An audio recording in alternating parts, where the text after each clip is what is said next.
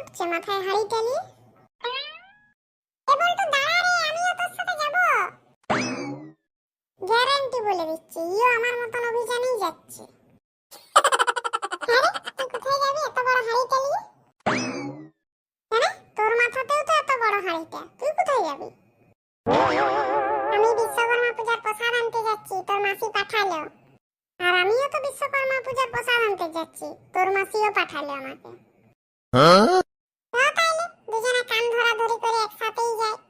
আমাদের আর লাজ লজ্জা মান সম্মান কিছু থাকবে না, বল? না না, তুই ঠিকই বলেছু। আমাকে আবার কি বলছিস জানিস?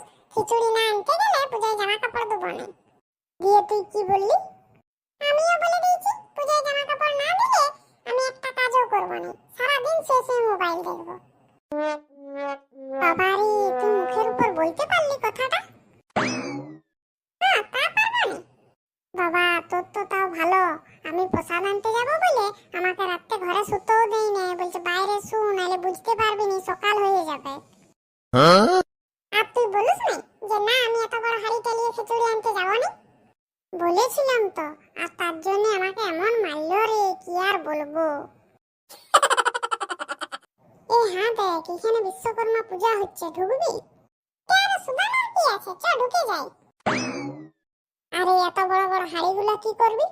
এই হাড়িগুলো বরং এখানেই এক সাইডে নুকিয়ে দিয়ে যায়, এত বড় বড় হাড়িগুলো দেখলে আমাদেরকে আর কেউ ঢুকতেও দিবে না। হ্যাঁ, তুই ঠিকই বলেছ। তারপরে যখন খিচুড়িটা দিবেন না, তখন হাড়িগুলো নিয়ে যাব। হ্যাঁ লে, তাড়াতাড়ি রাখ। আচ্ছা হ্যাঁ দেখ ভেন্দা, বাবারে কত মিষ্টি দিয়েছে রে। দূর বোকা, এটা কি কোনো তোর আমার মতন গরিবের পূজা? এটা বড় লোকদের পূজা। সত্যি, আমিও যদি বড় লোক হতাম না, তাহলে খুব ভালো হতো।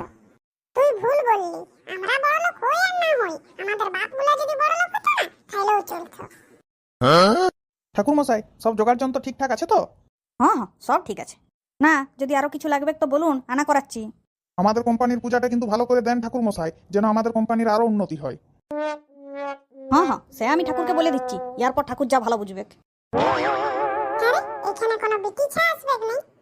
করে জানবো এটা কি কোনো আমার বাপের পূজা বটে যে আমি জানবো বিটিছা নিমন্ত্রণ করা হয়েছে না হয়নি? তবে একদিক দিয়ে বিটিছা না আসাই ভালো, বিটিছা এলেই সালা আমাদের ক্ষতি, যেখানে বিটিছা থাকে সেখানেই আমরা ফেসে যাই। লে লে, এবার চুপ দে, মন দিয়ে একটু পূজাটা শুন দেখি।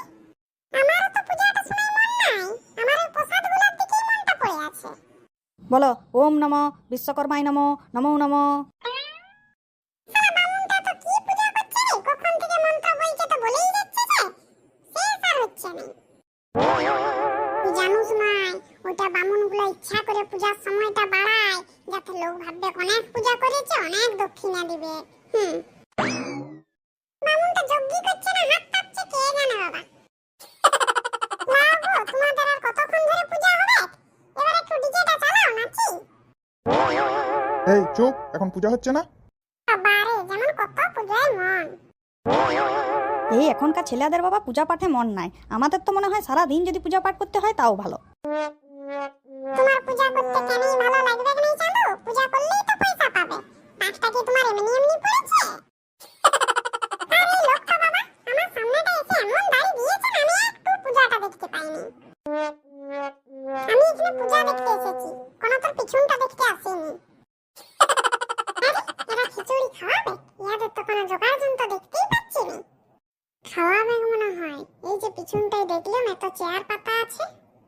না না, ওগুলো মনে হয় বড় লোকদের, সব বড় বড় কমর, তো কমর ধরে গেলে বসবে। হয় বাবা বিশ্বকর্মা, লাও আমার পূজা হয়ে গেছে, এবার তাড়াতাড়ি আমার দক্ষিণাটা দিয়ে দাও দেখি, আমার অনেক জায়গায় পূজা এখনো বাকি আছে। হ্যাঁ, সে তো দক্ষিণাটা দিয়ে দিচ্ছি, কিন্তু এত তাড়াতাড়ি চলে যাবো বললে হবে? আর খিচুড়ি খাবেন না? না না, আমার এখন আর খিচুড়ি খাবার অত সময় নাই, বরং আমার বউকে আর বিটিকে পাঠিয়ে দেবো, ওরা খেয়ে যাবে। হ্যাঁ রে ভেন্দা, শুনলি? মানে খিচুড়ি খাওয়াবে। হ্যাঁ সে তো শুনলাম, তার সাথে আরেকটা কথা শুনলি? কোন কথাটা? ওই যে রে, শুনুস না, বললে একটু পরে বামুনের বউ আর বিটি আসবে খিচুড়ি খেতে, একটু দাঁড়া, ওরা কেমন দেখতে দেখে যায়। বল, তোর মা আর আমার মা বিরাট জিনিস লাই। ওরা দু বোন, তাও আবার জমজ। হ্যাঁ রে বল, এরকম স্যাম্পেল পৃথিবীতে এক পিস আসা মানে বিরাট ব্যাপার, তাও আবার 2 পিস। বাবারে, যার ঘরে থাকবে না তাকে জ্বালিয়ে দিবে একদম। ওই জন্যই তো বলে পৃথিবীতে ভালো জিনিস কম উৎপন্ন হয় আর খারাপ জিনিস বেশি উৎপন্ন হয়। তাই তো ভাবি একবার করে যে ভগবানকে বলবো যে ভগবান তুমি ভালো জিনিসগুলো 2টা 4টা 6টা করে জমাজ তৈরি করতে পারতে কোনো অসুবিধা নাই, এরকম স্যাম্পেলটা অন্তত একটাই করতে পারতে, একটা মানুষেরই জীবনটা নষ্ট হতো, 2টো মানুষের হতো না। তোর এই কথাটা তো আমি প্রায় 10 বছর ধরে শুনছি, তা কবে আর বলবি ভগবানকে?